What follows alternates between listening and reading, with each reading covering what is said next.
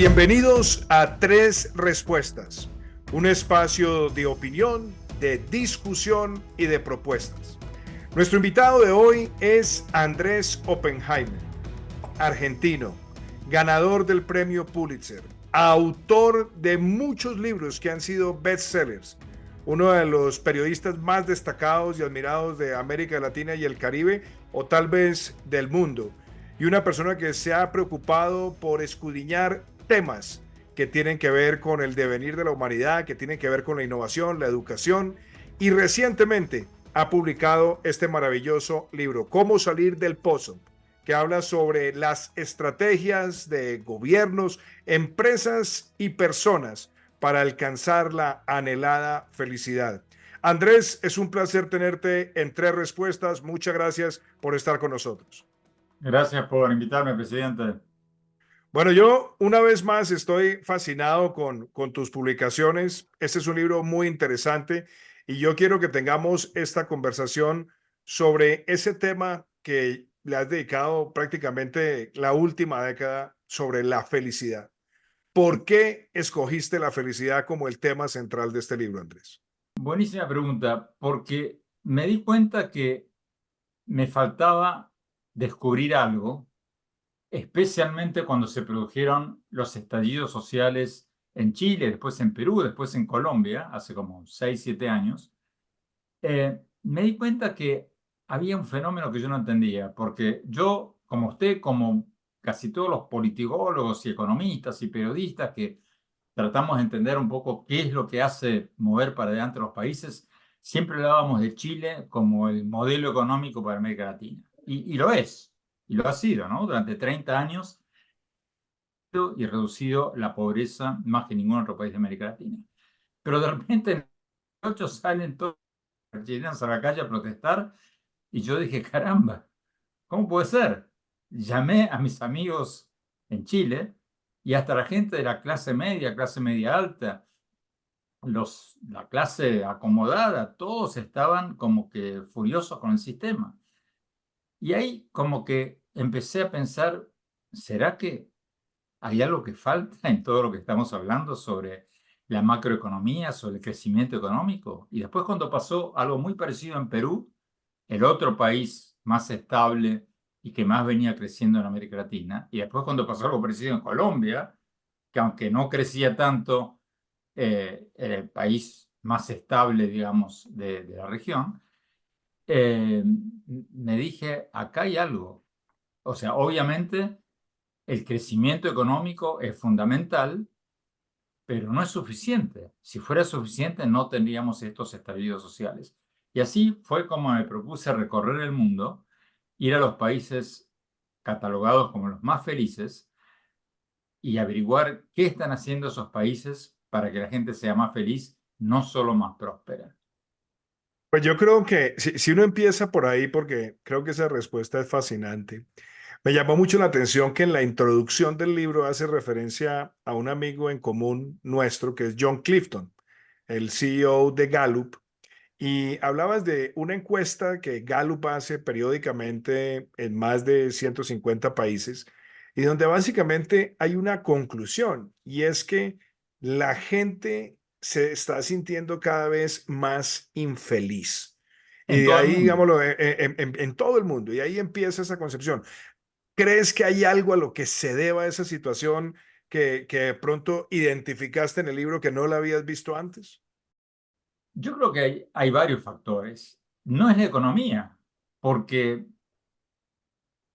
la economía, aunque va y viene, aunque sube y baja, en general, en términos generales, estamos mejor que hace 50, 60, 100 años. O sea, cuando yo era chico en Argentina, yo veía niños descalzos. Hoy día es raro ver un niño descalzo. Eh, Hay una pobreza obscena en muchos de nuestros países, pero comparado con hace 50 años, la gente come mejor, vive más tiempo.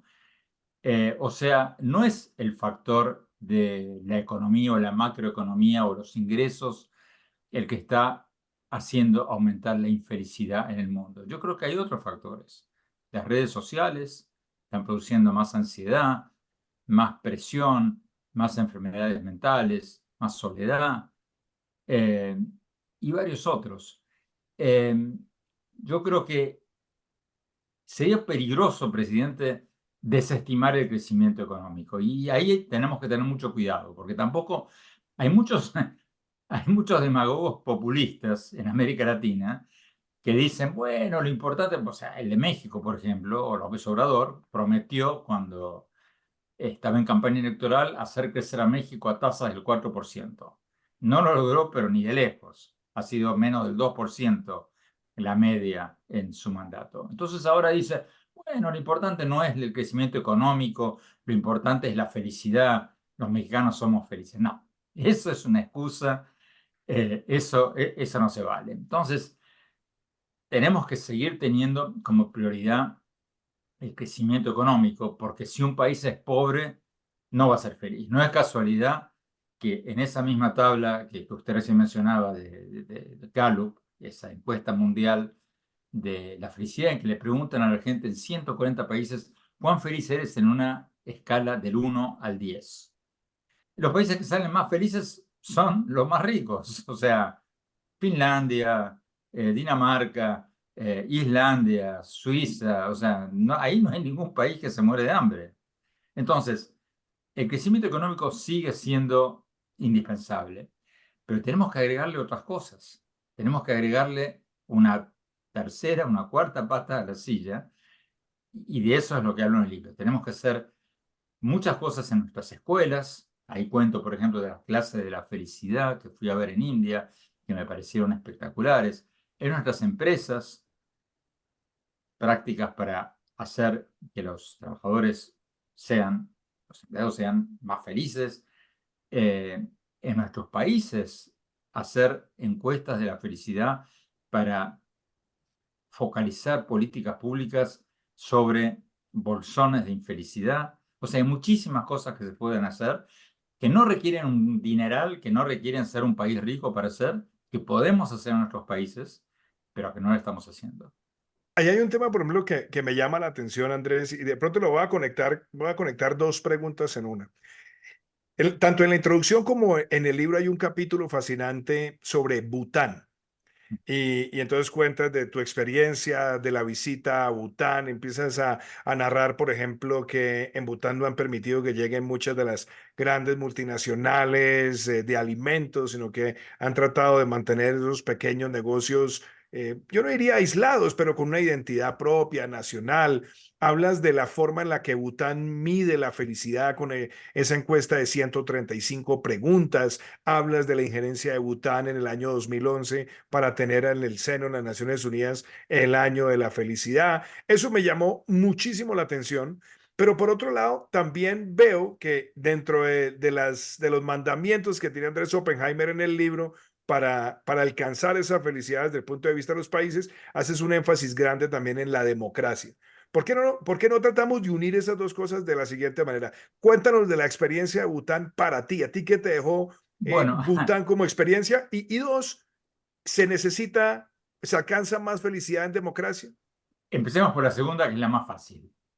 La segunda, obviamente, si uno mira el ranking de la democracia en el mundo, de Transparencia Internacional, es casi paralelo, casi igual al de el ranking de la felicidad. Los países más democráticos del mundo son Finlandia, Dinamarca, Islandia, todos esos que son los mismos que aparecen número uno en el ranking de la felicidad. Entonces, y viceversa, los países menos felices del mundo coinciden con los menos democráticos. Ejemplo, el que ustedes en Colombia tienen al lado, Venezuela. Aparece ahí junto con Zimbabue, junto con algunos países del sur africano como los países más infelices del mundo. Entonces, esa es fácil, no hay duda. Los países dictatoriales no son felices. Los países democráticos, no todos, obviamente, pero es un requisito indispensable para la felicidad.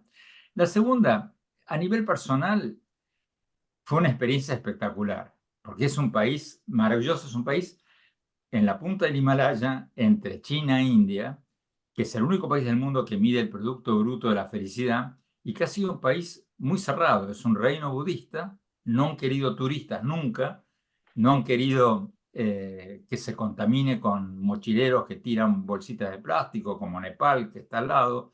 Se han cerrado el mundo y ahora realmente se empiezan a abrir y a recibir un poco más de turismo, porque cuando yo estuve el año pasado, o sea, no hay un cartel, no hay una publicidad en todo el país, no hay un restaurante de comida rápida occidental, o sea, es un país totalmente aislado del mundo. No tiene relaciones con Estados Unidos, no tiene relaciones con Rusia, no tiene relaciones con China.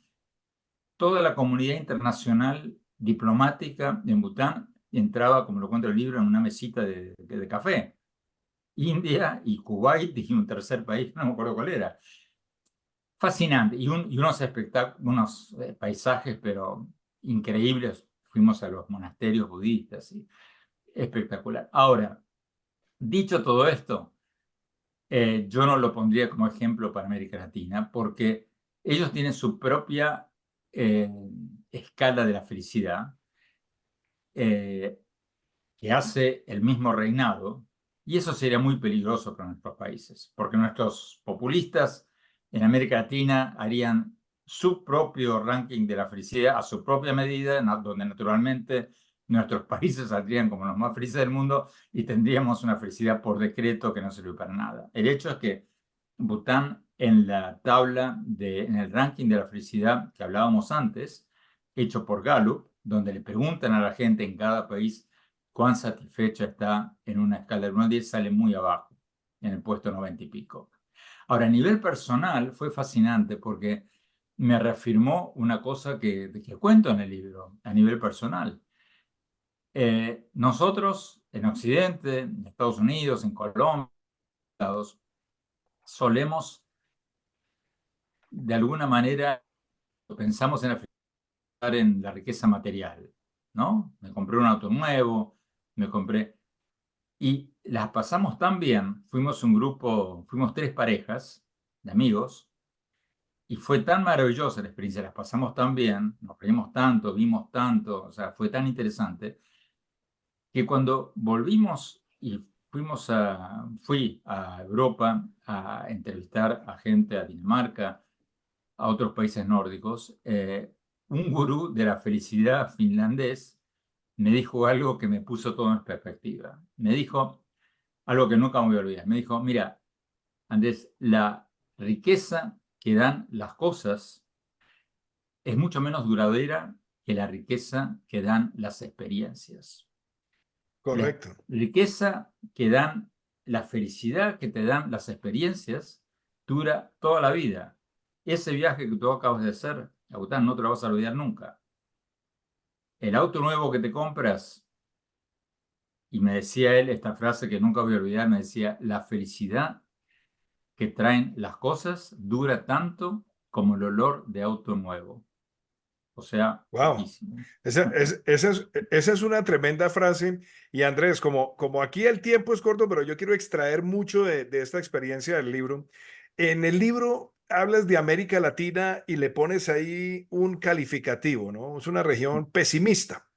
Y prácticamente yo creo que aquí hay dos cosas que a mí me llaman la atención. Una, cómo poder hacer políticas efectivas en materia de felicidad o agendas efectivas en materia de felicidad en América Latina cuando hay tanto demagogo y tanto populista que quieren aspirar al poder vendiendo la infelicidad. Y como lo narras, en el caso chileno, inclusive en el caso colombiano, los logros tratan de minimizar los logros sociales colectivos de tantas décadas para tratar de cabalgar es generando odio, rechazo y una sensación de desasosiego e infelicidad. ¿Cómo podemos hacer una Bueno, mejor pedagogía? Y la amarro con otro, porque recomiendas mejores escuelas de felicidad y hablas de la experiencia de Martin Seligman. ¿Cómo juntamos esas dos cosas? bueno, yo en el libro, al final del libro, doy 10 recetas para la felicidad, algunas para los países, algunas para las personas. Pero en el caso este, por ejemplo, no hace falta esperar que los gobiernos hagan algo. La sociedad misma puede empujar estas cosas. En el caso de la educación, sí, ahí los gobiernos pueden hacer algo. En estas escuelas de la felicidad que fui en India, toda la educación pública en Nueva Delhi, que es la capital de India, en todas las escuelas de Nueva Delhi tienen una hora diaria, todos los estudiantes, de clases de la felicidad. Un día por semana, por ejemplo, aprenden a meditar. Fabuloso. Yo ahí cuento, fui a una de estas clases, la vi, me pareció fabulosa. Ojalá yo hubiera aprendido a meditar de niño. Todavía al día de hoy trato, me concentro y me cuesta muchísimo. Pero, por ejemplo, otro día por semana tienen clases de tolerancia al fracaso y lo hacen de una manera fabulosa. Lo hacen con ejemplos concretos de ídolos deportivos o del mundo del espectáculo que los niños conocen. Por ejemplo, la maestra les cuenta a los niños que Messi llegó al Mundial de Qatar, ahora, hace poco, hace 2 años, 36 partidos invicto con el seleccionado argentino. Llegan a Qatar, pierden contra Arabia Saudita, un equipo no muy bueno, por no decir un equipo de troncos. Terrible derrota. Y Messi le cuenta a la maestra de los niños, sale después del partido, probablemente coacheado por su director técnico, porque dicho sea de paso, los deportistas toleran el fracaso mucho mejor que el resto de nosotros, porque se juegan el éxito del fracaso una vez por semana. Entonces, la maestra les cuenta a los niños esta historia, les cuenta que Messi salió después del partido a la conferencia de prensa y dijo, bueno, esto ha sido un golpe durísimo, pero hemos dado vuelta a la página, tenemos un buen equipo, vamos a ganar el próximo partido, estamos totalmente focalizados en el futuro, vamos a ganar el próximo partido, vamos a seguir adelante. Ganaron el próximo partido, ganaron el Mundial. Y acto seguido la maestra le dice a los niños, ahora cuéntenme de sus más recientes fracasos. Y después les hace hacer una tarea para la semana siguiente, que escriban sus más recientes fracasos y qué hicieron para superarlos. Y así los niños se van familiarizando desde muy pequeños con la idea de que en la vida todos nos caemos y nos levantamos y nos volvemos a caer y nos volvemos a levantar. Y la semana siguiente le da otro ejemplo. En el libro cito muchos ejemplos. El hecho es que eso hoy día, cuando tenemos una epidemia de depresión juvenil en todo el mundo y en toda América Latina, más que la media mundial en América Latina, datos de las Naciones Unidas, eso es fundamental, que los niños se familiarizan desde muy pequeños con la idea de que no hay que ahogarse en un vaso de agua. Bueno, esas cosas que están en los currículums, no hay que inventar el agua tibia, todo eso está en los libros ya de Nueva Delhi, yo los traje, o sea, cualquier persona que vaya a India puede traerlos a su casa y copiarlos en Colombia, donde sea. Óyeme, Todo eso Andrés, ya está. pero sobre ese tema también hay algo que me llama a mí mucho la atención, porque lo mencionas también en el libro, hablas de Estados Unidos y hablas de la epidemia de la soledad. Hace pocos días también tuve la ocasión de reunirme con John Clifton, estábamos en la conferencia de Michael Milken en Los Ángeles, y él escribió un libro maravilloso que se llama Blind Spots o Espacios Ciegos, y me decía, mire, hay una tragedia que está ocurriendo y es el sentimiento de soledad en el mundo entero, pero en Estados Unidos se acentúa. Y lo que me llama la atención es que donde se siente más sola la sociedad es en los sectores más jóvenes. Lo amarro con algo. Hace poco salió un libro que se llama La generación ansiosa en Estados Unidos, que ha generado mucha polémica y que muestra sobre esta dependencia digital y virtual. De la experiencia que te dejaron tantas entrevistas, ver tantos países, ¿cómo crees tú que podemos seguir avanzando tecnológicamente, pero limitando esa dependencia ansiosa en lo digital y en lo virtual por parte de las nuevas generaciones para que esto después no se nos convierta en una tragedia inmanejable? Yo en Cómo salir del pozo propongo dos cosas fundamentales para esto. Primero, políticas concretas para detectar bolsones de la felicidad entre los más viejos. En Gran Bretaña, por ejemplo, hacen censos bianuales preguntándole a la gente cuán feliz es o cuán infeliz es en una escala del 1 al 10. Y hoy día, con la inteligencia artificial, con la minería de datos, en un segundo uno hace eso y puede obtener un mapa de la felicidad y puede encontrar que en tal cuadra de Bogotá o de Bucaramanga o de donde sea, hay una gran concentración de gente adulta sola. Entonces, mandan un asistente social, el asistente social descubre que, por ejemplo, había ahí una empresa cerró, se fueron los jóvenes, quedaron los ancianos están solos, y bueno, abren un campeonato de ajedrez en la secundaria de la esquina. En Dinamarca tiene una ley de actividades sociales por las cuales las escuelas tienen que donar un aula o un espacio todos los días después de horas para que grupos comunitarios puedan juntarse a hacer actividades sociales. O sea, el gobierno lo estimula a un costo cero. Creo que pagan la limpieza después de horas para que los niños el día siguiente puedan ir a clase. Esas son políticas sociales económicas, baratas, eficientes, que se están usando en muchas partes del mundo y que hoy día la tecnología nos permite usarla, pero en América Latina no las conocemos, no las usamos. En cuanto a las redes sociales, yo estoy de acuerdo, dicho sea de paso, lo entrevisté hace pocas horas a Jonathan Haidt, al autor de este libro, La generación ansiosa. Él propone que las escuelas prohíban los teléfonos inteligentes hasta los 14 años y las redes sociales hasta los 16. No sé si se puede implementar eso, pero creo que hace sentido la otra parte de lo que él propone, que los padres se pongan en contacto con otros padres, porque el gran problema es que el niño venga a casa y diga, esta casa es una cárcel, todos mis amigos pueden hacer esto y yo no lo puedo hacer, ¿cómo yo soy el único niño, la única niña que no puede tener un teléfono celular? Es imposible hacerlo solo. Ahora, si los padres se ponen de acuerdo y por lo menos un grupo de padres, de 10 padres o 5, lo que sea, se ponen de acuerdo, y uno ya le puede decir a su niño, a su niña, mira, no sos el único, fulanito tampoco, o sea, entonces ya es más fácil. Pero creo que si no hacemos algo al respecto, esto va a empeorar cada Ese, vez más porque no podemos confiar en las compañías tecnológicas. ese es uno de los temas, digamos, que a mí me pareció muy interesante porque además genera una reflexión en la órbita personal, como padres, también como participantes activos de una sociedad que tiene que interactuar más. Y quizás eso me permite saltar al tema de las empresas, que también lo tocas. Las empresas más felices. Y hay algo que también ahí me llamó mucho la atención, que muestras cómo las empresas, por ejemplo, con más experiencias de voluntariado, tienden a tener empleados más felices. Y haces una mención de las empresas B, ese concepto de las empresas con beneficio, las B Corps.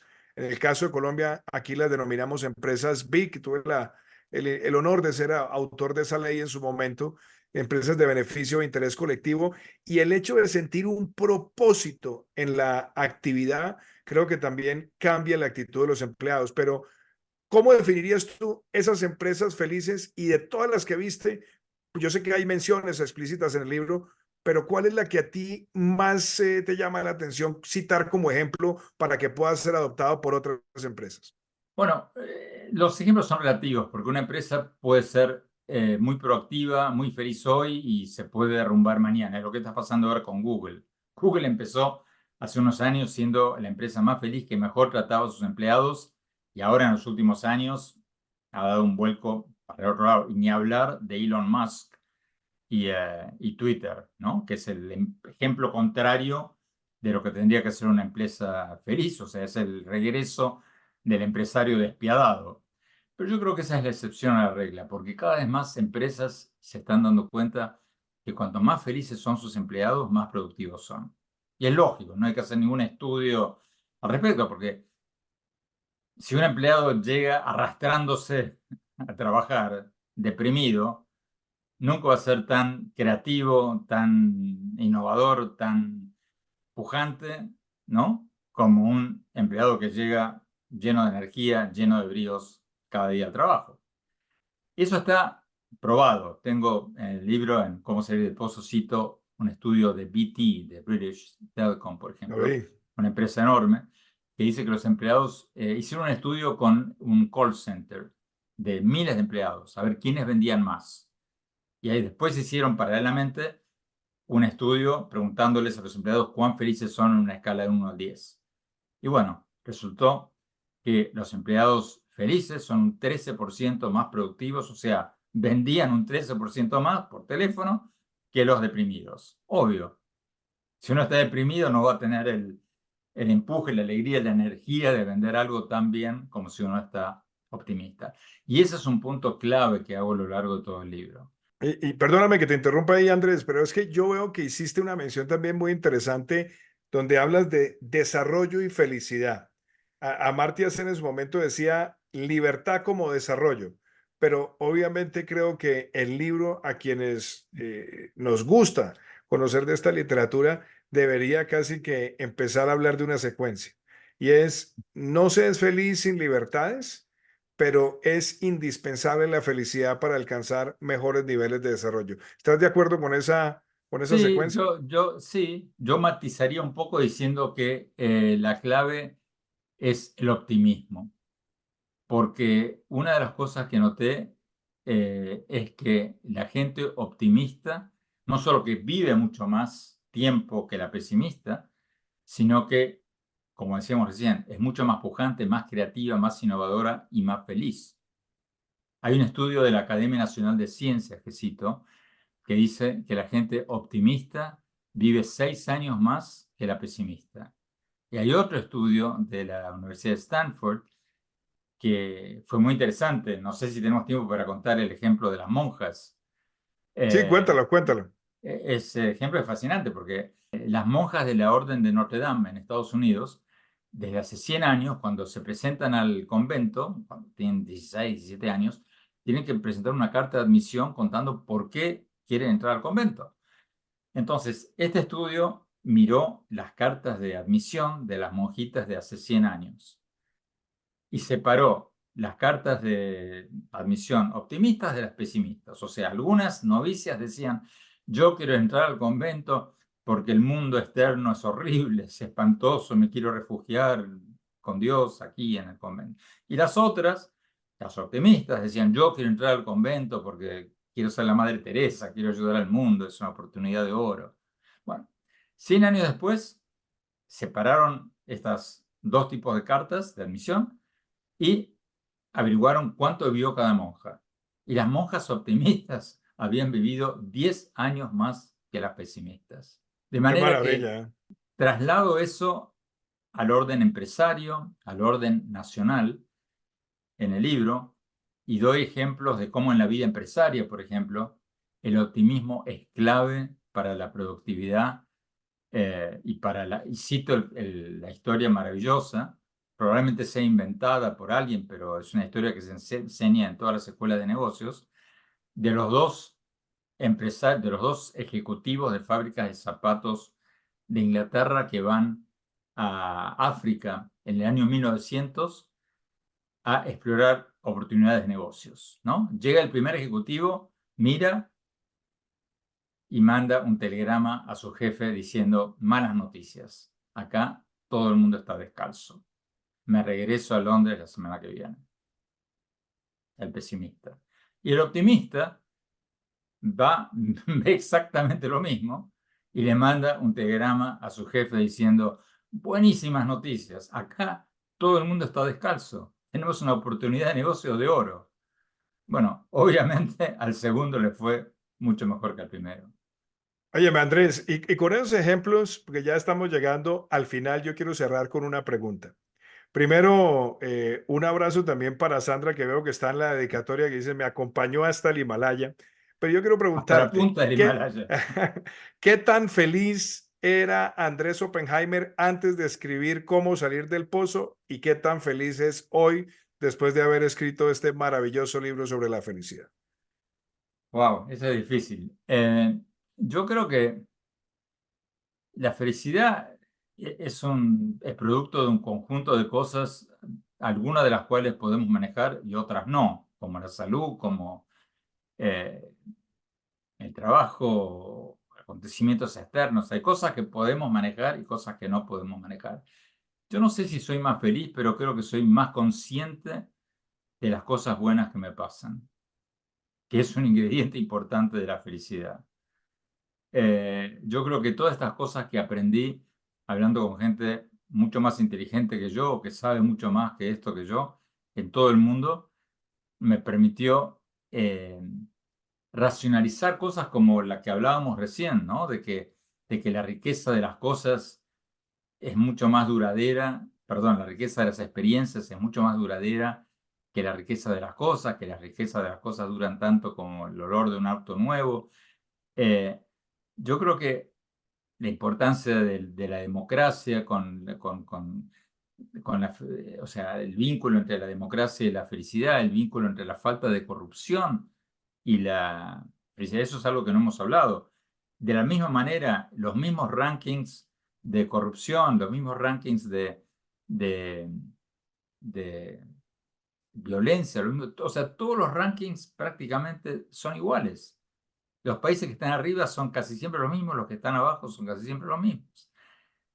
Entonces, me permitió entender mejor, muchísimo mejor, qué es lo que nos hace más felices.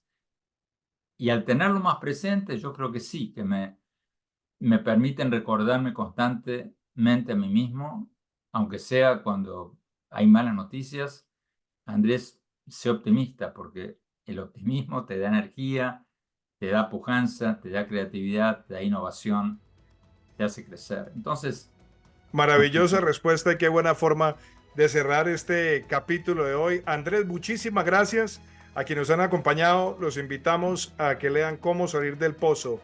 Este libro maravilloso sobre cómo los gobiernos, las empresas y las personas deben definir sus estrategias para alcanzar la felicidad. De nuevo, Andrés, mil gracias. Y a todos los que nos acompañan hoy en este podcast, gracias por estar en Tres Respuestas con Iván Duque.